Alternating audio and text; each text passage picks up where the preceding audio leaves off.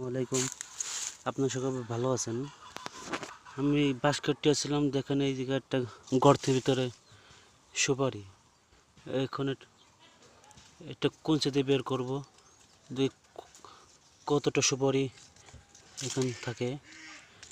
সবাই থাকবেন লাইনে। দেখেন কি পরিমাণ সুপারি ভিতরে, আল্লাহু আকবার।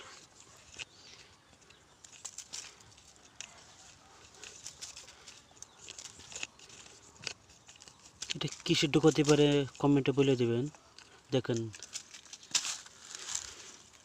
এটা গর্তের ভিতর ছিল, এই সুপারিটা গ্যাস জ্বালাই গেছে। মাটিতে লাগাই দিলে এটা বীজ হিসেবে রোপণ হবে। এটা আল্লাহকে নিয়ামত। একটা গর্তের ভিতরে কত সুপারি, আল্লাহু আকবার।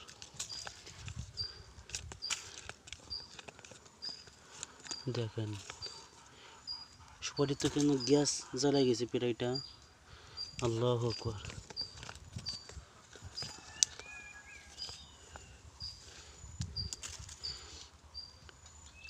এই গর্ত দেখে আমি ভাবছি কি নাকি, এই জন্য কুঞ্চিটা কাটতে যে আমার হাতও কেটে গেছে। হাত কেটে গেলে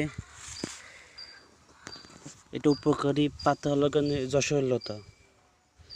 এই এই লতা দিয়ে কাটা জায়গায় যেন হাত বাঁধা হয়, তাহলে রক্তটা বন্ধ হয়ে যায়। ভিডিওটা কেমন লাগলো কমেন্টে বলবেন, সাবস্ক্রাইব করে দেবেন।